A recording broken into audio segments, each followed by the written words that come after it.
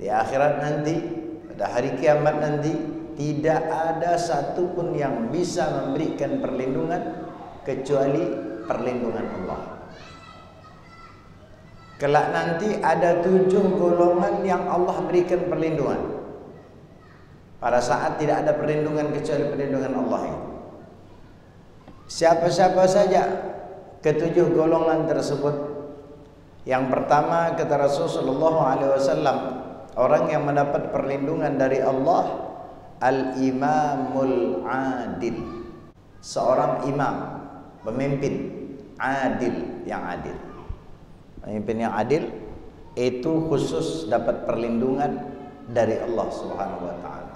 Kenapa dapat khusus perlindungan? Karena pemimpin yang adil itu tanggung jawabnya besar, sehingga balasannya pun dikhususkan oleh Allah kalau dia adil. Kalau tidak adil, sebaliknya Allah persiapkan azab. Dan ini bukan hanya pemimpin skala besar, tidak. Karena yang dimaksud imam di sini sifatnya umum. Kalau dia bapak atau kepala keluarga, suami, dia juga imam. Kelak nanti akan diminta bertanggung. Kullukum ra'in, kata hadis Rasulullah yang lain, kullukum ra'in wa kullukum mas'ulun an ra'iyati.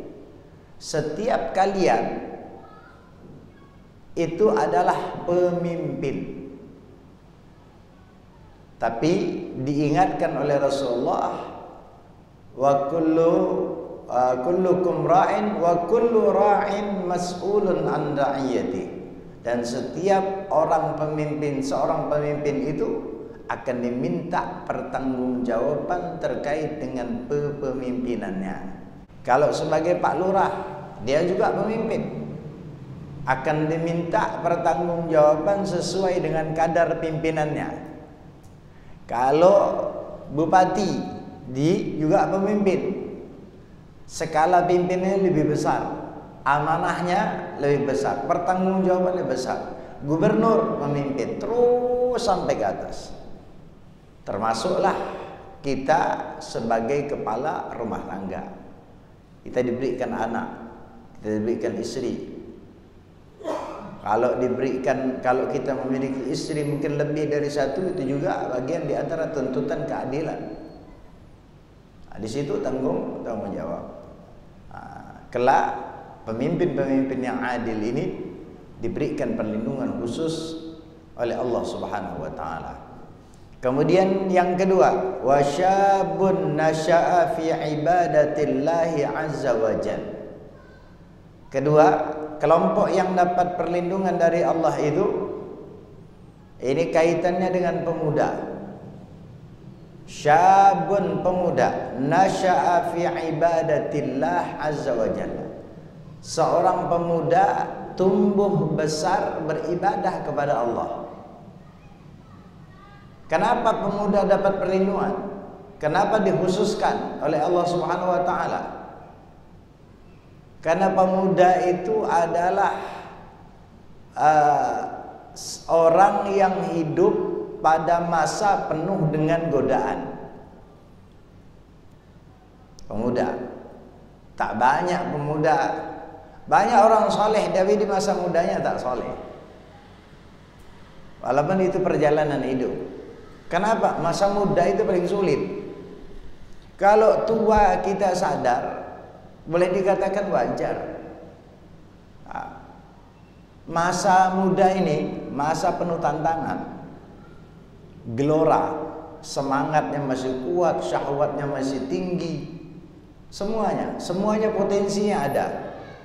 Nah, pemuda yang bisa menahan dirinya, apalagi hidupnya untuk beribadah kepada Allah, Allah berikan kekhususan terhadap seorang pemuda ini.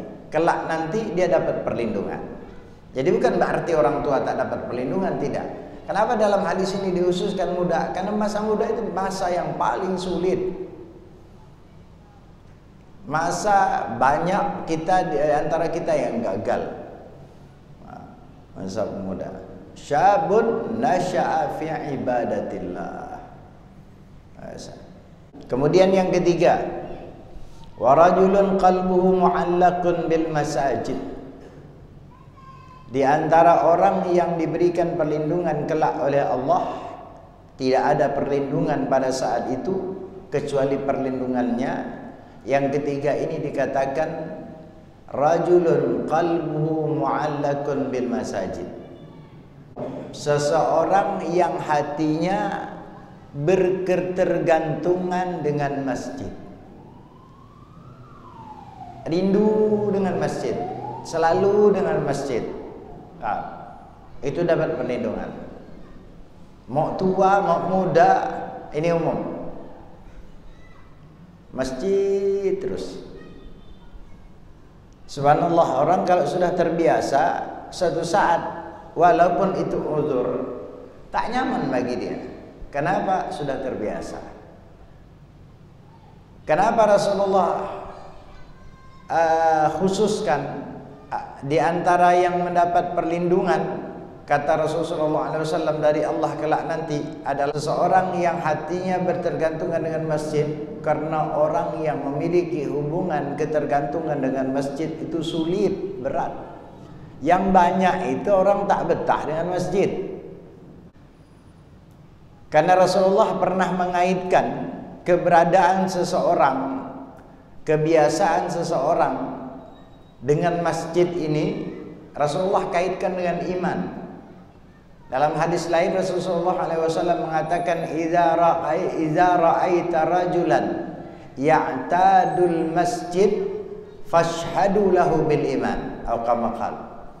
Kata Rasulullah, kalau kau melihat seseorang yang kerjanya, rutinitasnya, kebiasaannya di masjid terus, apa kata Rasulullah? Fashhadu lahu bil iman, saksikan bahwa dia orang beriman. Dan ini sesuai dengan firman Allah. Apa kata Allah? Innama ya'muru masajidallah man amana billah, ila akhir ayat. Orang yang memakmurkan masjid itu kata Allah adalah mereka orang-orang yang beriman kepada Allah. Maka orang yang memiliki ketergantungan dengan masjid itu kelak nanti dikhususkan oleh Allah, dia akan memperoleh, akan mendapatkan daripada perlindungan Allah Subhanahu wa taala. Kemudian selanjutnya, wa rajulani tahabba fillah ijtama'a alaihi wa tafarraqa alaihi. Di antara orang yang mendapatkan perlindungan dari Allah pada hari kiamat kelak nanti, yaitu dua orang yang saling mencintai karena Allah. Saling mencintai karena Allah, tidak karena yang lain. Bukan karena harta, bukan karena jabatan, bukan karena kekayaan, bukan karena popularitas. Tidak ada hubungan. Jadi murni lillahi ta'ala. Walaupun kelihatannya orang yang dia cintai punya harta, punya jabatan, tapi dia tidak bertujuan itu, maka masuk dalam kategori cinta karena Allah. Jadi tidak harus mencintai orang kaya, tidak boleh. Kenapa? Nanti mencintai bukan karena Allah, tidak. Karena Allah dan tidaknya tergantung hati kita, niat kita. Bisa jadi kita mencintai kebetulan dia kaya, kebetulan dia punya jabatan, tapi tujuan kita bukan itu. Maka masuk dalam kelompok ini. Dua orang yang mencintai karena Allah dan juga terpisah atau berpisah karena Allah.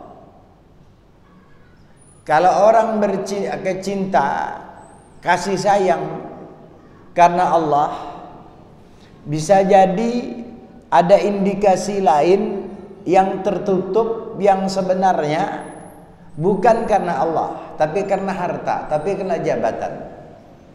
Dari mana kita membuktikan kalau dia cinta karena Allah? Kata Rasulullah, dia cinta berkasih sayang karena Allah dan dia berpisah karena Allah. Kita lihat saja, kalau kawannya benar, dia cinta, wajar. Sanggupkah dia ketika kawannya sudah menyimpang, dia berpisah? Biasanya orang kalau udah terpaut, sudah suka, salahnya pun kawannya dibenarkannya. Sepaling tidak kalau dia tak membenarkan, dia diam. Diam itu tak boleh. Ciri-ciri tanda-tanda karena Allah, kita bilang begini, kalau memang kawan orang yang kita cintai melakukan kesalahan, kita ingatkan. Masih juga kita ingatkan, masih juga kita ingatkan. Terakhir kita beri kalimat atau kata-kata. Kalau masih mau berkawan, kalau tetap kita masih mau berkawan, kau tinggalkan. Selagi kau melakukan hal yang tidak diridhoi oleh Allah, mohon maaf, tidak usah bertemu, tidak usah ada hubungan. Tidak usah ada hubungan. Itu namanya berpisah karena Allah. Nanti kita berikan. Kalau kau sudah berubah, kapanpun kau datang, ku terima. Karena bukti murni bahwa kita tidak suka berpisah karena dia, karena Allah. Kalau dia balik lagi, kita balik. Itu maksud cinta karena Allah atau berkasih sayang karena Allah. Juga ingat, berpisah karena Allah. Biasanya orang kalau sudah suka karena Allah, walaupun karena Allah, karena sudah mungkin kena yang hal-hal yang lain sehingga tidak murni lagi karena Allah, bisa jadi karena kebetulan dia punya kekayaan, jabatan, sudah nyaman, sehingga tak sanggup dia berpisah karena Allah. Berpisah karena Allah itu maksudnya kalau temannya, kawannya, sahabatnya melakukan sesuatu yang tidak diridhoi oleh Allah, dia rela untuk memisahkan dirinya. Kemudian selanjutnya, kelompok atau orang yang mendapatkan perlindungan dari Allah, wa rajulun da'athu imra'atun zatu mansibin. Ada yang mengatakan mansabin, sama saja. Wa jamalin faqala inni akhafullah. Di antara orang yang mendapat perlindungan dari Allah dikatakan seorang laki-laki, da'athu imra'atun, yang dipanggil, yang diajak oleh seorang perempuan. Kalimat diajak ini adalah diajak untuk maksiat. Da'athu imra'atun, yang mana perempuan tadi zatu mansibin, perempuan yang mengajak dia ini punya kedudukan, punya pangkat, punya jabatan. Tidak sampai di situ, wa jamalin, cantik pula. Seorang laki-laki yang sanggup menahan dirinya dari ajakan seorang perempuan yang punya jabatan, punya kekuasaan, punya kekayaan, dan punya kecantikan, dia sanggup menolaknya, ini yang dapat perlindungan. Perempuan punya jabatan, punya kecantikan. Karena andai kata ada orang menolak perempuan, ajakan perempuan, kebetulan perempuan tadi tak cantik, mungkin banyak orang yang sanggup. Malas lihatnya ya. Artinya menolaknya dia sebenarnya bukan dia tak mau karena tak cantik, kan begitu. Atau miskin, bisa jadi. Ini lengkap. Selanjutnya yang dapat perlindungan 7 golongan tersebut, warajulun tasaddaqa bi sadaqatin fa akhfaha hatta la ta'lam shimaluhu ma tunfiqu yaminuhu. Di antara orang yang mendapat perlindungan adalah mereka yang bersedekah dengan satu sedekah, fa akhfaha, kemudian dia sembunyikan sedekahnya tersebut, hatta la ta'lam shimaluhu ma tunfiqu yaminuhu, sehingga tangan kanannya tidak tahu, tangan kirinya tidak tahu apa yang diinfakkan oleh tangan kanannya. Ini kata kalimat kiasan saja. Artinya, paham? Artinya orang ini bersedekah secara sir. Paham? Sedekah sir. Digambarkan tangan kirinya tak tahu apa yang diberikan tangan kanannya. Itu gambaran. Gambarannya atau kiasannya demikian. Kalau bahasa mudahnya sedekah sir kata orang. Sedekah diam-diam. Sedekah itu baik, diam-diam, terang-terang. Tapi kalau yang dikatakan mana yang lebih baik di antara dua hal ini? Sir, diam-diam. Kenapa sedekah sir lebih afdal? Bahkan dalam hadis ini dikhususkan, diberikan keistimewaan dengan mendapatkan perlindungan pada hari kiamat. Padahal sedekah yang jahar pun atau sedekah yang terang-terangan pun dapat pahala kelak nanti. Tapi ini dikhususkan. Kenapa? Karena orang yang sedekah sir itu lebih sulit. Dan sedekah jahar atau sedekah terang-terangan indikasi riaknya banyak. Potensi untuk riak, tidak ikhlas itu banyak. Walaupun niat awalnya ikhlas. Ada orang yang menyumbang ikhlas. Ikhlas dia ketika berikan. Tapi karena dipuji orang, saat dia mengantarkannya ada Masya Allah, wah, dipuji sehingga menjadi besar hatinya. Kelompok yang terakhir yang mendapatkan perlindungan dari Allah pada hari kiamat yaitu rajulun zakarallah khalian, seseorang yang mengingat Allah, berzikir kepada Allah, bermunajat kepada Allah khalian, di tempat yang tersembunyi. Artinya tidak harus mengasing, tidak. Artinya dalam keadaan sepi, bukan di tengah orang. Karena sama dengan sedekah tadi, kalau berzikir di tengah orang, indikasi riaknya banyak. La ilaha illallah, bisa jadi, paham? Sanggupkah dia bangun malam seorang-seorang sendiri, tidak ada orang, siapa yang nak diharap muji? Itu baru yang dapat keistimewaan ini, kelompok yang terakhir ini. Zakar rajulun zakarallah khalian fafadat aina, dengan dia berzikir mengingat Allah, bermunajat kepada Allah di waktu atau di tempat yang tersembunyi tersebut, di tempat yang sunyi tersebut, jauh dari keramaian orang. Khalian, jauh dari keramaian orang juga bisa dimaknakan.